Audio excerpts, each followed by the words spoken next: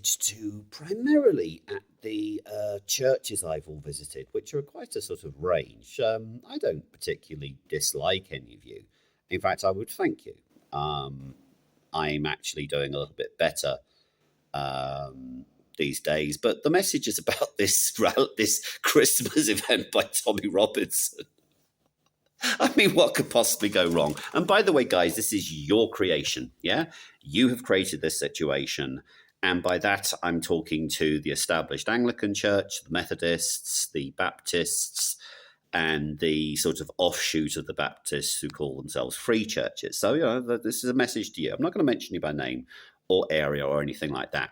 But you've actually created this situation where the void is now being filled by Tommy Robinson. Now, and by the way, a quick shout out to people like Paul Thorpe, and Richard Inman is now wandering around trying to get recruits for this event.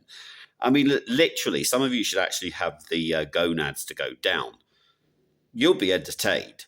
I mean, like, let's look. Let's get to the serious bit. Their spiritual head is someone called Bob the Builder, or that's what he calls himself at Speaker's Corner, and he hit the nail on the head. And this is actually what makes him so dangerous. He said, well, the working class have abandoned Labour. Brilliant. They've abandoned Labour. And the trouble is with socialism is that it actually leads to atheism. Because if you read the workings of Karl Marx, he actually, spiritually, he was the one who pushed the atheist line. But they've abandoned the working class, and so now what Bob is calling on the working class to do is to join his Bobism, which basically means Roman Catholicism, works-based salvation, and crusades. So absolutely nothing to worry about there, boys. You know, we're talking about people who are openly calling for a ninth crusade, which by definition is anti-Semitic, by the way. So anyway, I mean, what are we going to get treated to tomorrow? A nativity play? I mean, what are we going to have? Tommy Robinson playing Joseph? He'd love that. He probably didn't get Joseph as in the nativity play. I think I got Shepherd. I'm not quite sure. I mean, and then what are the wise men going to turn up with Ricky Doolan? I'm sure he'll have some gold on him. I mean, this is actually, you can't make this up. You've got the music. I mean, I don't call it worship because this guy has clearly, in my opinion, I do actually have some discernment. I mean, this guy's linked with international money laundering and gold smuggling. I mean, apart from that, he's completely fine. But no, I mean, I don't have a massive problem with the gold smuggling or the money laundering. It's the fact this guy can't sing or play guitar that upsets me. So this is a problem of the established church's creation, because they have literally not reached out properly to the disenfranchised being the working class, or not so working class, the working class who are now the drug-using class. And as Paul Joseph Watson has pointed out on some videos, these guys hanging out at the homeless centres, you know, they're predominantly white men. They're predominantly white, middle-aged men who basically have almost given up on life. And they're all taking drugs. They're all over the show. And the thing is that this fake Christian nationalism is eating into those kinds of folk. Now, I happen to kind of think that this is really, really sad for the whole country. So tomorrow I'm predicting that feelings are running so high you could see trouble. Whenever Tom is in town, there's always a lot of police. I mean, the police must be loving it. I mean, they must be the only group of public servants who are actually happy because of all the overtime pay they're getting. And of course, this is draining the taxpayer. I mean, actually, what Tommy Robinson should do is have an event every week. That would soon drain the public finances. And what other idiots are they having on stage? They've got a high school dropout by the name of Young Bob. But you can't make this up, by the way. You cannot make this up.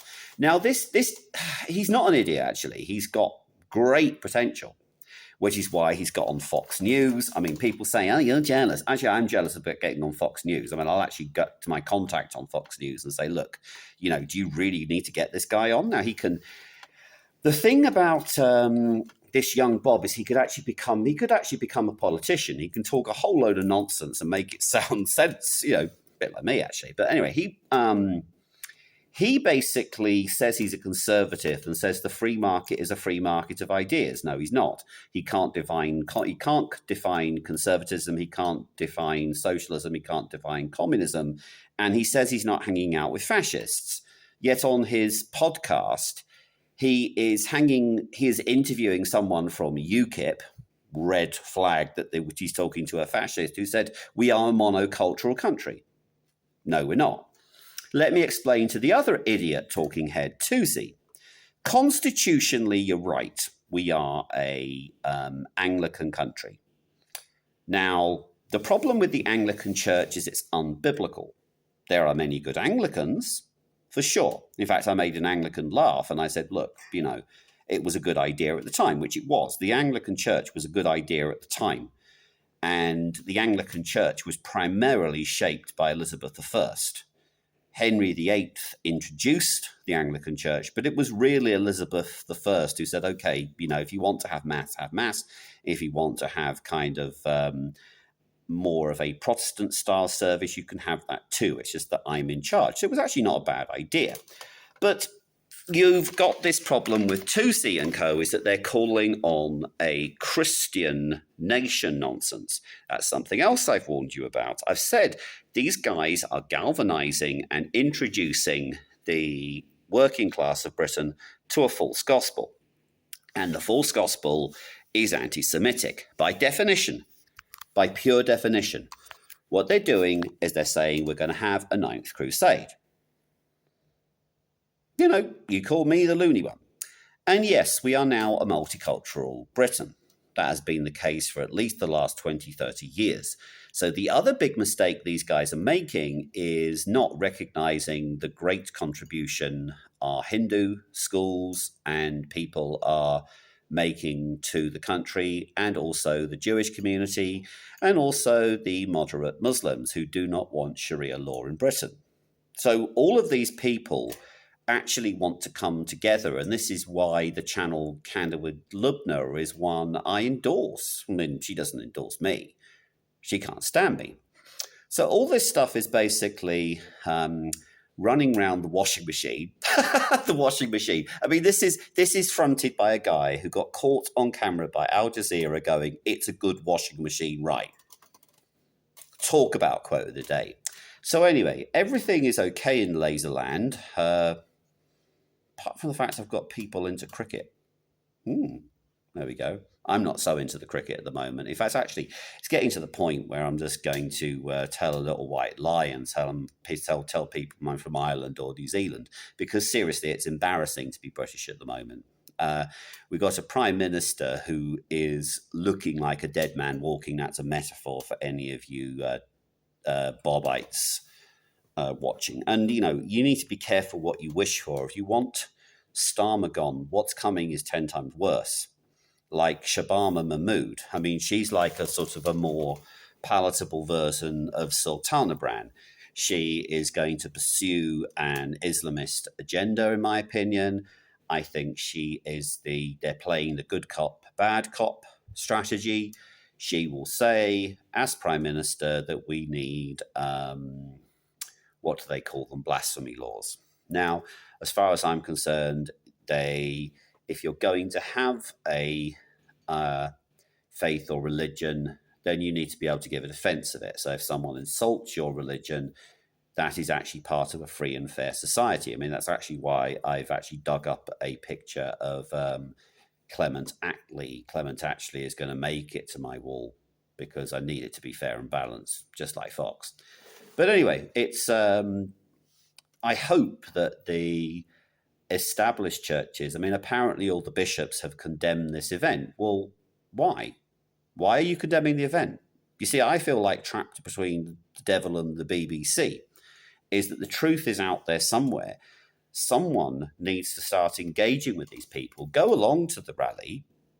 I mean, take a stab-proof vest, maybe a helmet. I mean, I don't know. I'm only joking. These people are actually looking for something because they're right. the churches in England, I'm not saying the Church of England, I'm saying the Church of England have abandoned the poor, they've abandoned the working class for too long. One of the things is that they just don't preach the gospel, that we have to believe in our hearts and confess with our mouths that Jesus Christ was God. Very, very simple. But what is happening is that this movement, sadly, is becoming hijacked by extremists, becoming hijacked by someone who clearly is not a Christian. Like, for instance, if someone is so mired in scandal, because I'm surprised the Guardian and Sly News have not picked up on this. They haven't picked up on the fact that you've got the event being pretty much organised by criminals. Yeah? Now, you can take me to court, Tommy, but your Ricky Doolan, or Ricky Doodle, as Bob called him, when he was basically on the ropes with me. This is why Bob doesn't like me. If Ricky Doolan is innocent, and I say that's about a 0.1% chance, if he is innocent, he should keep his head down, because trust me, 99.9% of people are going to think he was completely framed by Al Jazeera. No, not framed. He was completely caught red-handed by Al Jazeera. I'm not re-recording. Yeah? Because this is a disgrace. And all this little event tomorrow is going to do is either produce false converts or put off all you Guardian readers for even thinking of going to church.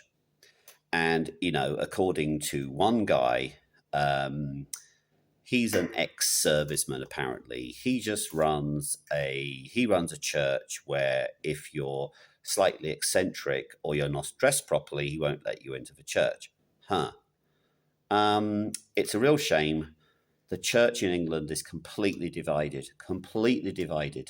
And just a quick message to the LGBT church I've gone to. Again, the problem there is that I have no problem if someone chooses that lifestyle. The only trouble is that the Bible makes it quite clear that that lifestyle is deplorable to God. So, yeah, if you want a day out in London tomorrow, probably tomorrow is the best time to go.